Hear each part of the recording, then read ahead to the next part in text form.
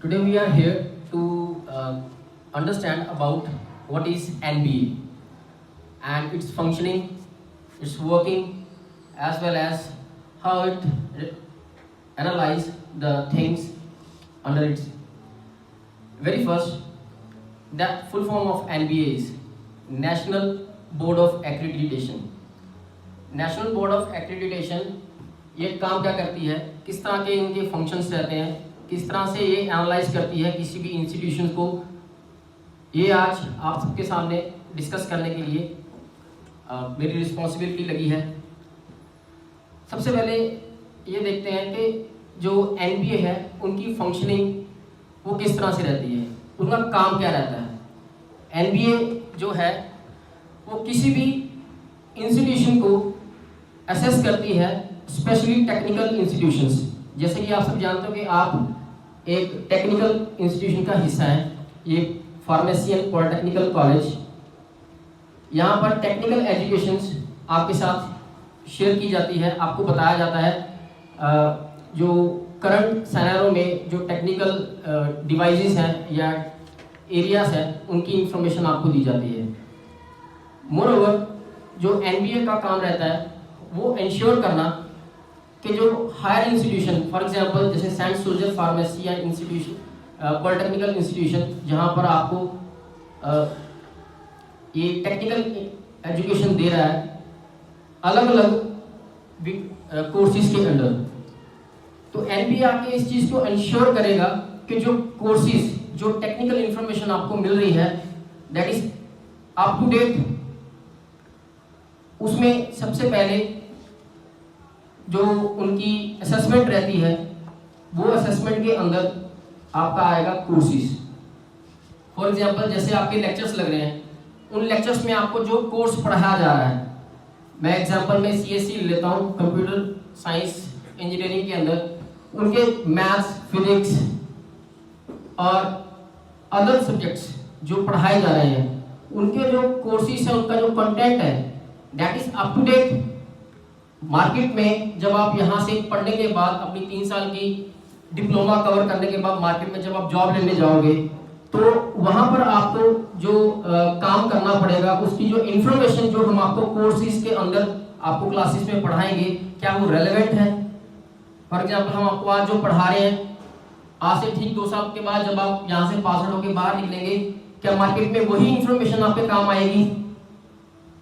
On the other side जो आप practical हमारे साथ यहाँ पे करेंगे इन 3 साल में, वो वही प्रैक्टिकल क्या आपको मार्केट में रिस्पेक्टिवली जॉब जब आप लेंगे वही प्रैक्टिकल, वही इंस्ट्रूमेंट, वही चीजें आपको वहां पर करने को मिलेगी।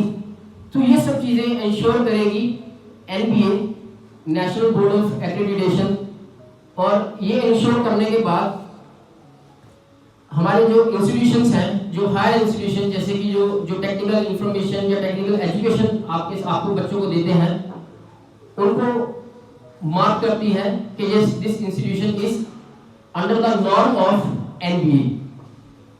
जैसे कि सर ने कहा कि यहाँ पर जो एनबीए है, लाइक बहुत फ्यू कॉलेजेस, टेक्निकल इंस्टीट्यूशंस हैं जो एनबीए हैं, जो ये इंश्योर करते हैं कि जो कोर्सेज एज वेल एज जो टेक्निकल इंफॉर्मेशन जो आपको दी जा रही है that is very up to date according to the market and current scenario.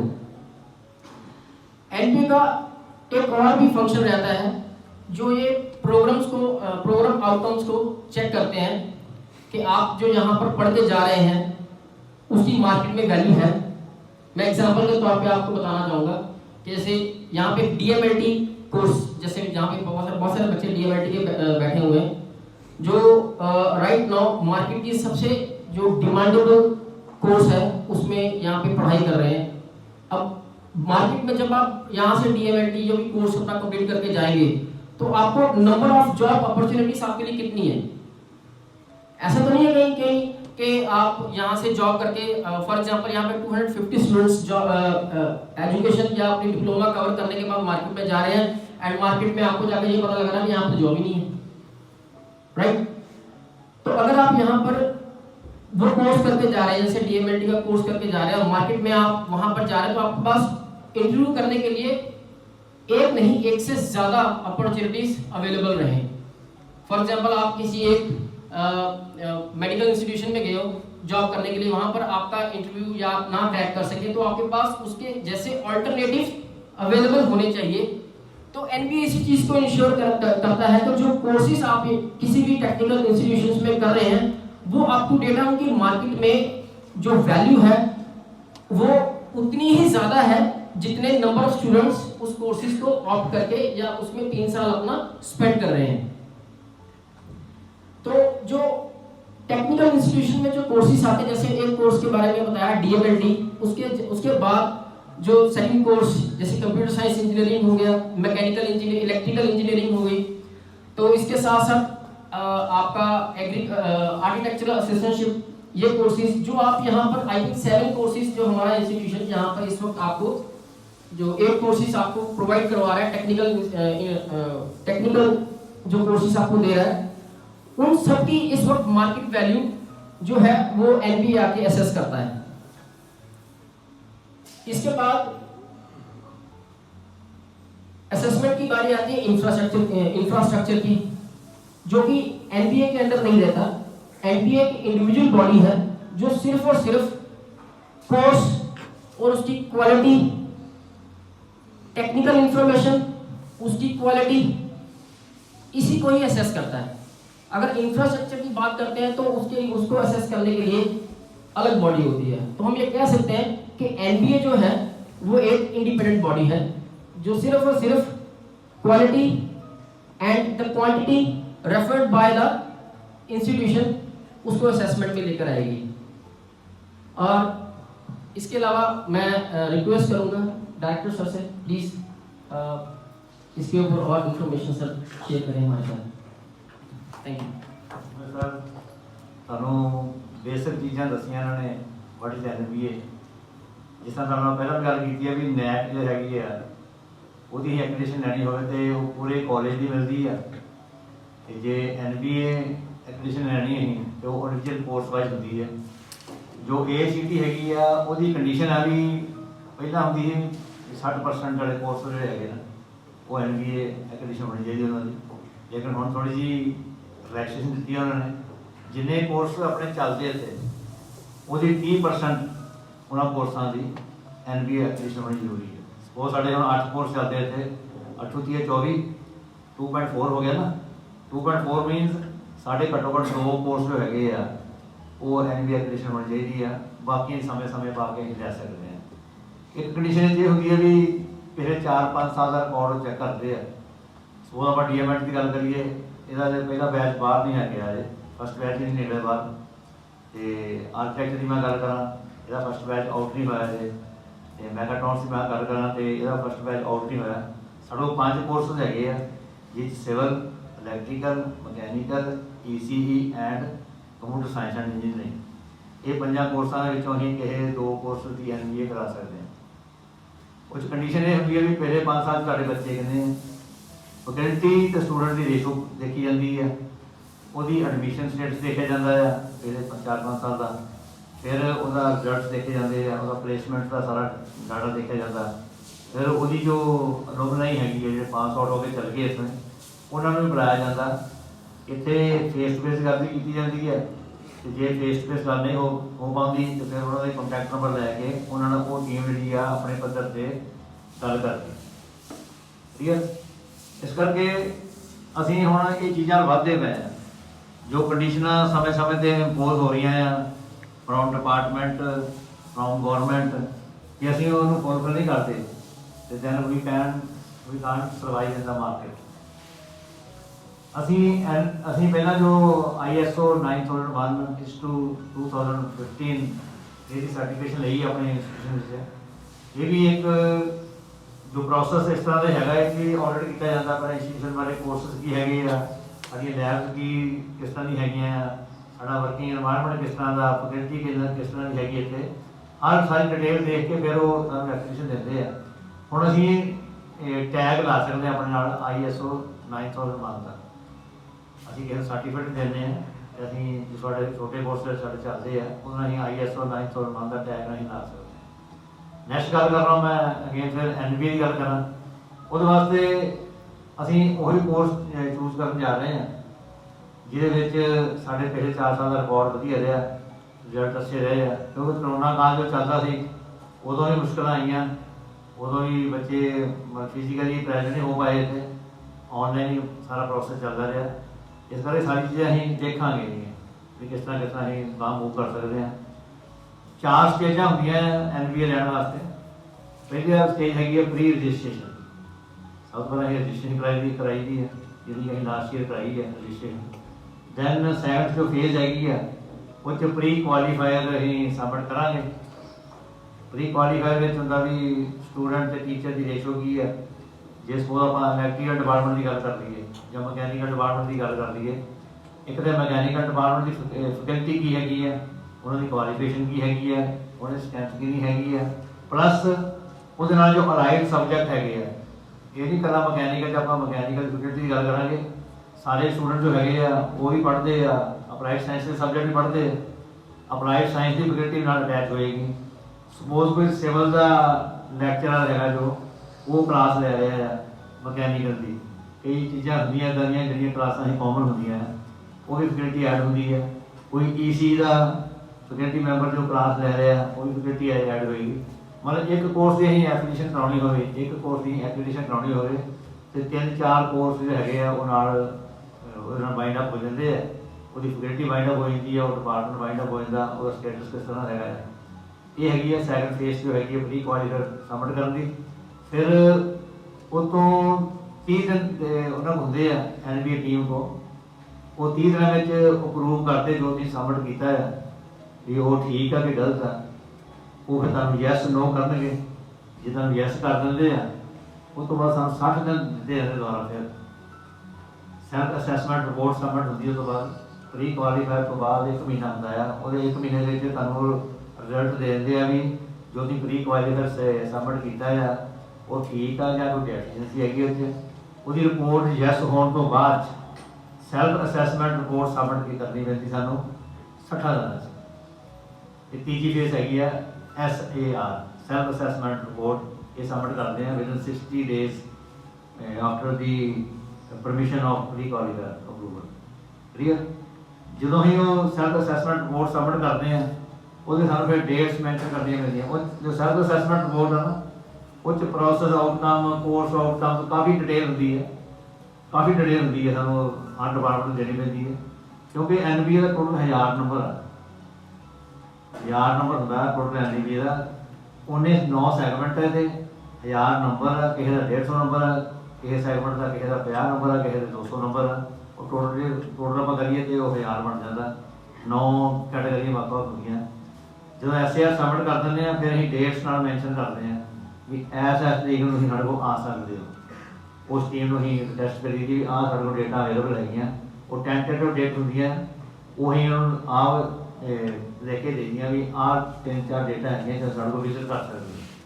ਫਿਰ ਜਾਂ ਤਾਂ ਉਹਨਾਂ ਡੇਟਾ ਦੇ ਅਕੋਰਡਿੰਗ ਉਹ ਚੱਲਦੇ ਆ ਜਾਂ ਕੋਈ ਉਹਨੂੰ ਚੇਂਜ ਕਰਨੀ ਹੋਵੇ ਫਿਰ ਸਾਨੂੰ ਮੈਂਸ਼ਨ ਕਰਦੇ ਵੀ ਇਸ ਤਰੀਕ ਨੂੰ ਅਸੀਂ ਇਸ ਤਰੀਕ ਸਾਡੀ ਸੰਸਥਾ ਵਿਜ਼ਿਟ ਕਰਾਂਗੇ।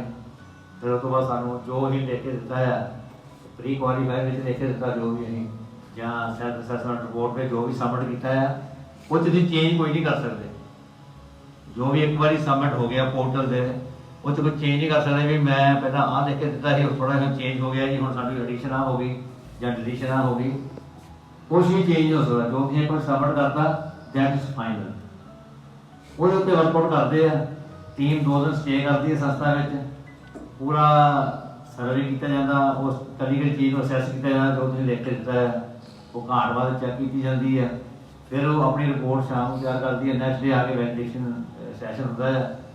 ਉਹ ਸੈਸ਼ਨ ਵਿੱਚ ਤੁਹਾਨੂੰ ਦੱਸਦੀ ਵੀ ਤੁਸੀਂ ਸਾਨੂੰ ਆਹ ਚੀਜ਼ਾਂ ਦਿਖਾਈਆਂ ਹੈ, ਆਹ ਚੀਜ਼ਾਂ ਸਾਨੂੰ ਤੁਸੀਂ ਨਹੀਂ ਦਿਖਾਈਆਂ। ਜੇ ਇਹਨਾਂ ਚੀਜ਼ਾਂ ਬਾਰੇ ਤੁਸੀਂ ਕੁਛ ਕਹਿਣਾ ਚਾਹੁੰਦੇ ਹੋ ਫਿਰ ਉਹ ਰਿਪੋਰਟ ਦਿੰਦੇ ਆ ਸੰਸਥਾ ਕੋਲ ਵੀ ਆਹ ਚੀਜ਼ਾਂ ਤਾਂ ਨਹੀਂ ਚੈੱਕ ਕਰਦੀਆਂ ਹੈ, ਇਹ ਤੋਂ ਇਲਾਵਾ ਆਹ ਚੀਜ਼ਾਂ ਹੀ ਚੈੱਕ ਕੀਤੀਆਂ ਸੀ, ਇਹ 'ਚ ਕੋਈ ਸਾਨੂੰ ਘਾਟ ਨਜ਼ਰ ਆਈ ਹੈ, ਤੁਸੀਂ ਕੁਛ ਕਹਿਣਾ ਚਾਹੁੰਦੇ ਹੋ ਇਸ ਬਾਰੇ, ਕੋਈ ਫੀਡਬੈਕ ਦੇਣਾ ਚਾਹੁੰਦੇ ਹੋ। ਫਿਰ ਉਹ ਫੀਡਬੈਕ ਲੈ ਕੇ ਤੁਹਾਨੂੰ ਫਾਈਨਲ ਰਿਪੋਰਟ ਉਹ ਆਪਣੇ ਦਫ਼ਤਰ ਜਾ ਕੇ ਸਬਮਿਟ ਕਰ ਦਿੰਦੇ ਆ। ਦੈਨ ਜੋ ਨੈਕ ਹੈ ਉਹ 'ਚ ਗ੍ਰੇਡਿੰਗ ਹੁੰਦੀ ਹੈ। ਤੁਹਾਨੂੰ 10-15 ਦਿਨਾਂ ਦਾ ਰਿਜ਼ਲਟ ਆਉਂਦਾ ਉਹਦਾ, ਉਹ ਗ੍ਰੇਡਿੰਗ ਹੁੰਦੀ ਹੈ। ਉਹ 'ਚ A++, A+, A, B++, B+, B, इस तरह की ग्रेडिंग दी जाती है। तुम देखा होना भी आप पेपर च न्यूज़ पेपर से आप देखते हैं कई बार कोई यूनिवर्सिटी ऐड आती है या कोर्स चलते हैं यूनिवर्सिटी ऐड ने वो उत्ते लिखा होता उन्होंने नैक एक्रीडेटेड नाल लिखा होता कि A+ या A++ ये तुम देखो कई बार फ्रंट पेज कई बार ट्रिब्यून का पूरा भरिया होंदा कि यूनिवर्सिटी का वो अपनी ऐड में मैंशन करते हैं भी जो साडा इंस्टीट्यूशन है जो साडा कॉलेज है जो साडा कैंपस है दैट इज नैक एक्रीडेट, ठीक है। वो नैक मैंशन किया ग्रेड भी मैंशन किया। लेकिन NBA में थोड़ा रिवर्स होता सिस्टम है एक तो ग्रेडिंग नहीं देते हो ग्रेडिंग और इन्हों ग्रोथ देते हैं 3 साल की या 5 साल की। जे तुहाडी वधिया परफॉर्मेंस हैगी है जो तुसीं डॉक्यूमेंट सबमिट कीते आ वधिया तरीके नाल तुहानूं सारा दस्सिया उन्होंने ते फिर 5 साल की ग्रोथ भी दे देंगे 5 साल बाद फिर रिव्यू किया जाएगा। अदरवाइज वो 3 साल की ग्रोथ दे सकते 3 साल की ग्रोथ तुहाडा है कॉलेज है अपग्रेडेड है अभी जो चीज़ें चेक की ये आपको जी मार्क है फिर उस बाद ये प्रोसैस कंटिन्यू रिव्यू होता रहता है।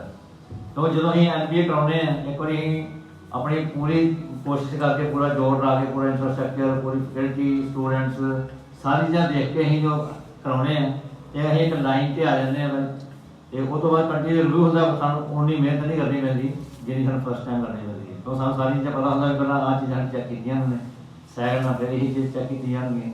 इस करके 4 स्टेजेस है पहला रजिस्ट्रेशन हो गया दैन प्री क्वालीफाई हो गया दैन सैल्फ असैसमेंट रिपोर्ट हो गई दैन उन्होंने पोस्ट जो होगी विजिट उनको हम मान लेते हैं जो रिजल्ट्स वगैरह देते हैं। हम सारे इस चीज़ों को पता होना चाहिए क्योंकि आप इस कॉलेज इस प्रोजैक्ट पर काम करते पे